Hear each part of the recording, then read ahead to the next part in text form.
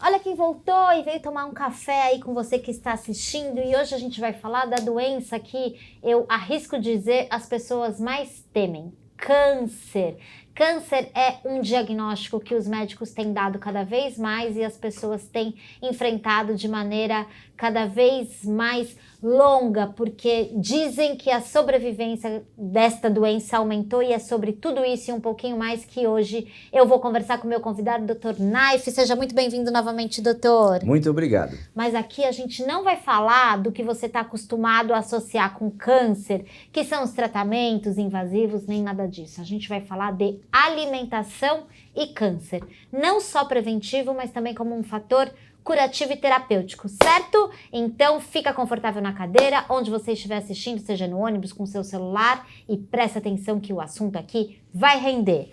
Doutor, câncer e alimentação. Dizem que é misticismo, coisa de gente que é charlatão, que não presta. A sua experiência como um dos pioneiros na saúde natural e que há tempos estuda nutrologia, o ortomolecular e etc.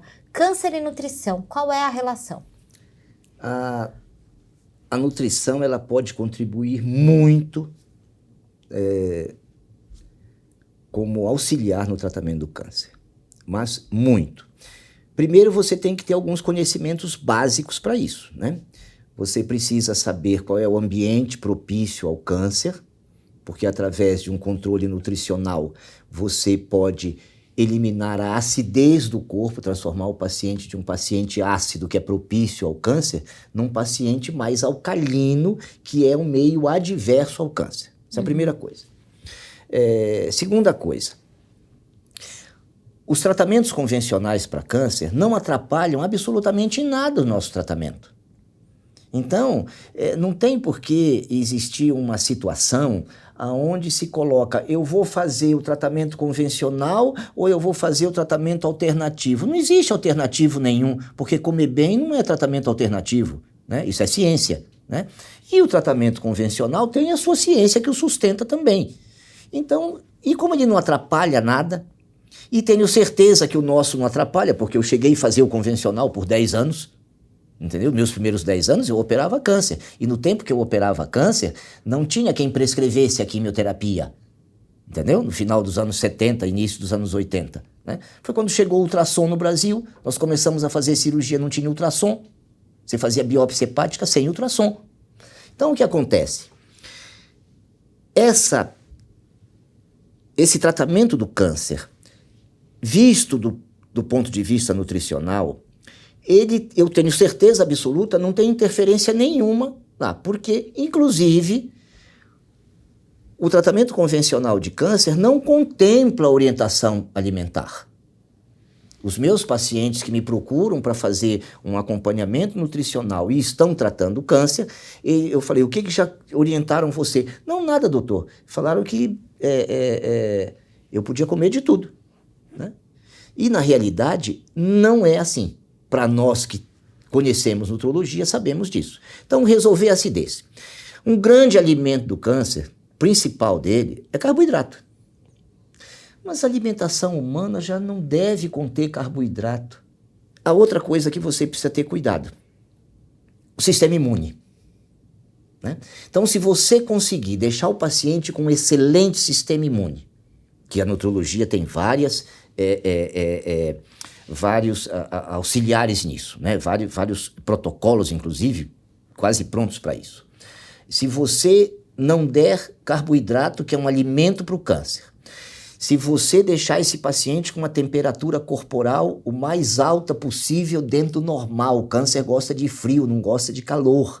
Então precisa ter cuidado, por exemplo, com o hipotiroidismo subclínico no câncer. Um paciente com uma temperatura corporal baixa, tem paciente que tem a média de temperatura corporal 35,5 pela manhã, entendeu? Então esse paciente, óbvio, tem muito mais. Se ele tiver 36,5, 36,6, ele vai ter muito menos chance de desenvolver o câncer. Então não é só a comida, é você bolar uma alimentação que, quando você começa a estudar as patologias, você chega à conclusão de que essa alimentação é a mesma. Entendi. A alimentação que briga com o câncer e que quer derrotar o câncer... Evita Alzheimer, evita Parkinson, melhora o seu sistema imune, torna você um melhor atleta, torna a sua cognição melhor. E é simples a resposta, sabe qual é? Não existe dieta para nenhum propósito.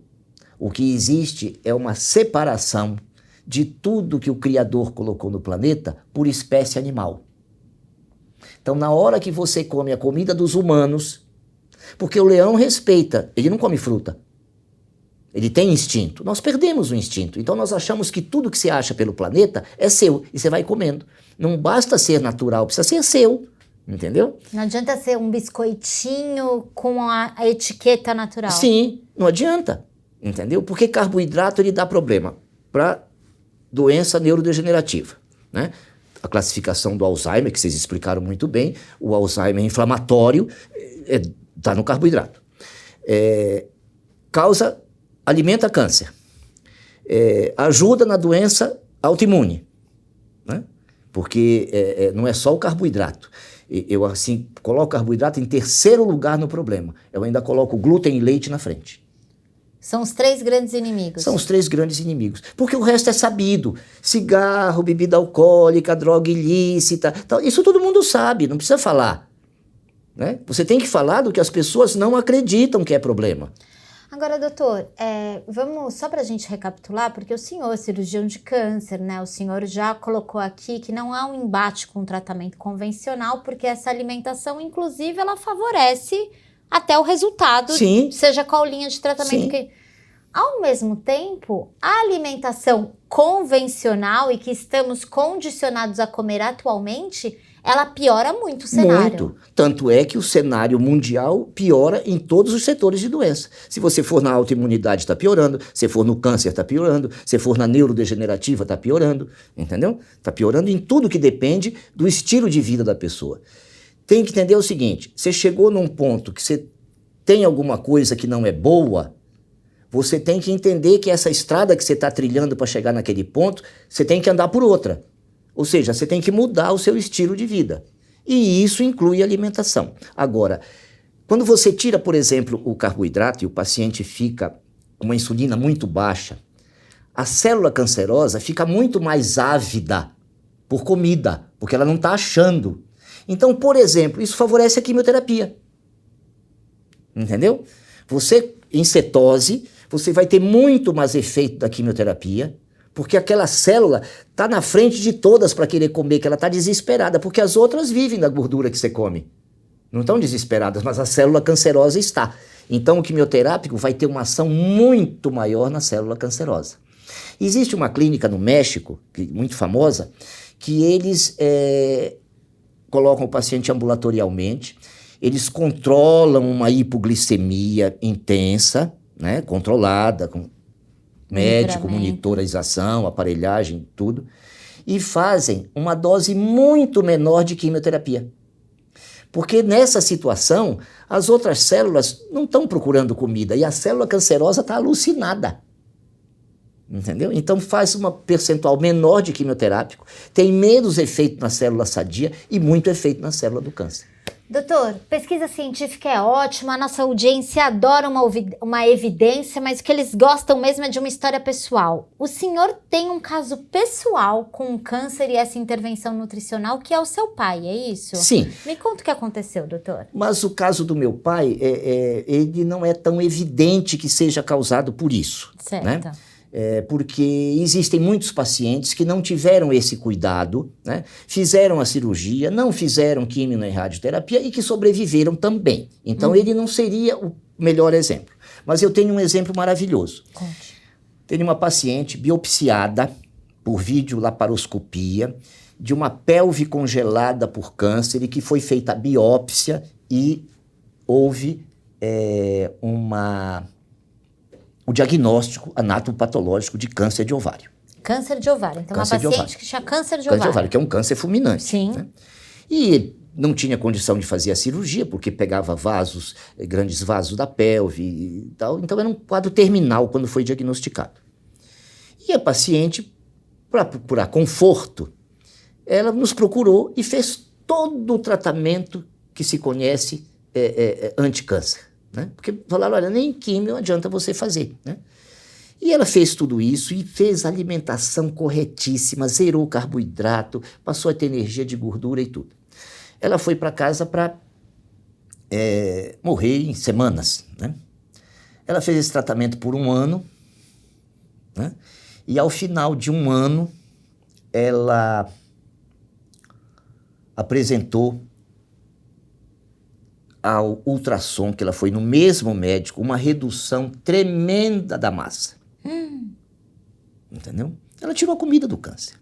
E ela, melhor, com menos dores, com tudo isso. Olha como ele se alimenta de gordura. Teve um aniversário de uma neta. E ela resolveu homenagear a neta comendo uma fatia de bolo. Na segunda-feira ela estava com dor. E o câncer aumentado. Agora só tem um detalhe. Ela fez isso e voltou para o tratamento. Ela chegou no consultório, ela vem muito pouco no consultório porque ela mora fora. Eu tive notícias dela semana retrasada, ela está viva. Está viva. E tem uns 3 anos e meio que ela foi para casa para morrer, para ter conforto da família, né? A proximidade dos familiares. Porque Já são 3 aniversários completos. Já são 3 aniversários completos. Agora, ela segue à risca. Porque ela, inclusive, teve o exemplo. No dia que ela provou carboidrato, entendeu? Outra coisa importante no câncer é que você tem na carne vermelha é maravilhosa, hein, pelo amor de Deus. Mas na carne vermelha você tem uma substância que o câncer gosta. Ela não causa câncer, mas ela alimenta um pouco o câncer. Então eu tiro, além do carboidrato, do glúten, do leite, que tiro para todo mundo, a única diferença que eu faço no tratamento do câncer é que eu tiro a carne vermelha durante pelo menos um tempo. Você está tendo resposta, você mantém. Tá entendendo? Porque a resposta do paciente é tudo. Doutor, mas a gente pode ajudar muito quem está nos assistindo hoje a passando alguns segredos alimentares e nutricionais, segredinhos rápidos, que o senhor é muito bom nisso. O limão é sua marca registrada, então esse eu já vou falar, porque daí eu tiro do senhor essa. Você acorda de manhã, limão espremido, não precisa pôr água. Dr. Naif toma puro mesmo em jejum, é ótimo. O que mais, assim, de coisa simples que a pessoa pode fazer na casa dela, assim? Depois que você está livre do carboidrato, do leite e do glúten, e a sua energia vem de gordura, você pode diminuir o número de refeições. Né? Hoje se fala muito em jejum intermitente. Né? O que acontece é que as pessoas querem comer carboidrato e fazer jejum intermitente. Você vai passar mal. Quem come carboidrato é para ficar beliscando carboidrato o dia inteiro. Porque você está sobrevivendo. Você está comendo uma coisa que não é para este animal. Só que este animal, por ser o mais evoluído da escala zoológica, não acontece com ele, por exemplo, o que acontece com um passarinho se for comer uma carcaça de animal. Ou com um leão que se comer uma melancia que vai passar muito mal. Nós sobrevivemos com isso. Só que você vive menos, você fica diabético, você passa a ter problema de visão, você tem 1 milhão de problemas. Então, você quer uma dica? Eu quero. Tá. Pegue receitas gourmets na internet. Ótimo, essa eu já anotei. Tá? Troque o óleo por óleo de coco ou banha de porco. A farinha por farinha de quinoa. O leite por um leite de amêndoa ou por um leite de coco, que é muito fácil. Você faz um refogado, por exemplo, joga leite de coco que é doce e joga flor de sal, ele fica um molho branco salgado. Você quer... a biomassa da banana verde, ela não contém alto teor de frutose. Você pode usar. Então, você quer engrossar para fazer um creme branco, você engrossa com biomassa de banana verde, por exemplo. Ou deixa reduzir no fogo baixo para não queimar. Você vai mexendo, vai reduzindo e ele fica grosso. Como você quer. Tem que ter molho na comida, tem que ter tempero na comida. Todo tempero fresco. Porque os conservantes são cancerígenos. Entendi. Então eu como tudo apimentado, mas é pimenta dedo de moça. Eu gosto pouco apimentado, eu tiro aquele miolo dela branquinho e as sementes, né? A minha mulher gosta mais apimentado, então corta um pouquinho com o miolo, porque ela gosta com mais pimenta. Você tem que fazer o seu gosto na comida. As castanhas, elas são realmente aliadas, doutor? Sim, elas são aliadas. O problema da castanha é que ela leva você a voltar ao estado de preguiça. Entendi. Que inclui micro-ondas, comida pronta e tal. Castanha está pronto. Então esse é o único medo que eu tenho da castanha, não é do conteúdo dela, mas sim do que ela pode provocar. Hoje eu não vou jantar, vou comer castanha. Não, você esqueça essa ideia. Entendeu? Entendi. Agora Você tem castanha... que cozinhar. Claro, você tem que cozinhar. Entendi, Entendeu? doutor. E não pode aquecer no micro-ondas, aquece em banho-maria, aquece em banho-maria no forno convencional. Doutor, as pessoas pensam que uma alimentação preventiva ao câncer são só cardápios, cardápios, cardápios. Não é só isso, né? Tem toda uma fisiologia, tem alguns alimentos que são ainda mais importantes, alguns suplementos que também ajudam. Nosso tempo é escasso hoje, mas queria só que o senhor falasse sobre isso. Existe uma ciência do alimento e do suplemento para o câncer? Sim. Como? E outra coisa, não é só uma ciência do alimento e do suplemento, porque isso está cuidando de um tripé do banco, que é o corpo. Né? A nossa sustentação ela é tríplice. Se você perder uma, cai. Então, o corpo, alimento e suplemento, porque o solo é pobre, né? E você não consegue comer na quantidade que precisa todos os suplementos. Outra coisa importante, o suplemento, na vigência da doença, muitas vezes ele precisa deixar de ser suplemento e mudar de dose. Então ele passa a ser chamado de nutracêutico. Tá? O nutracêutico, por exemplo, se eu receito 1000 unidades de vitamina D3 por dia, é um suplemento.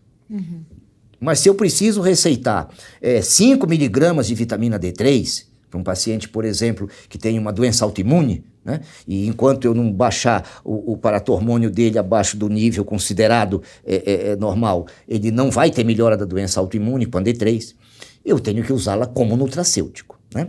Então isso faz parte desse primeiro tripé. O segundo pé é o seu pensamento. Primeiro, seu cérebro constrói muita coisa à noite. Então saiba o que pensar antes de dormir. Segundo, mesmo acordado, né? Saiba dirigir seus pensamentos. Tenha a gratidão presente dentro de você. Né? Não tenha medo do mal, não tenha medo do câncer. Me deram um diagnóstico de câncer. Não, você tem que encarar isso com firmeza. Né? Então isso é pensamento. E o terceiro é cuidar da sua parte energética, vibracional, espiritual, religiosa, como queiram chamar. Mas você tem que cuidar disso. Se for ateu, você cuida pela física quântica. Se você tiver uma religião, a sua religião é suficiente para isso. E o médico pode ajudar o paciente nesse tripé? Porque às vezes me parece que a medicina hoje fala assim, não, isso daqui não é comigo. O problema é que alguém tem que assumir isso, né? E a primeira condição do médico é que ele tem que fazer uma parceria com o paciente dele. Porque hoje o paciente estuda certas coisas mais do que você. Porque eu tenho que estudar uma gama enorme de coisas, frequentar uma série de cursos diferentes e tal. O paciente não, ele vai estudar um assunto, que é o dele.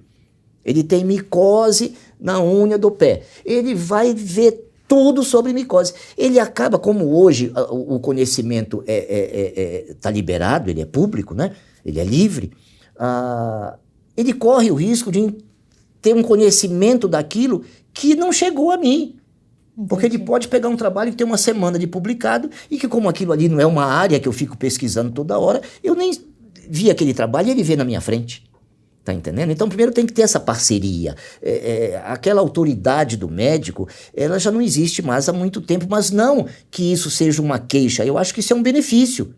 Porque aquela autoridade, ela prejudica, né, o entendimento dessas outras coisas ou coloca a medicina como se ela estivesse acima de tudo. Não, ela está junto com tudo, né? Ela está junto com tudo. Então, acho que o médico ajudar nessa parte Não vai caracterizar que ele está sendo um curandeiro ou que ele está... Não, ao contrário, né? Nós temos que ter essa humildade, né? Que a nossa profissão é igual a qualquer outra e que ela faz bem para a humanidade, igual quem não deixa o esgoto entupir e causar doenças. A gente dando uma alimentação boa ou até fazendo uma cirurgia preventiva, você também está evitando doença do mesmo jeito. Então essa diferença de profissão não pode existir. Esse pedestal que o médico ficava tem que acabar e o paciente precisa ser ouvido, né?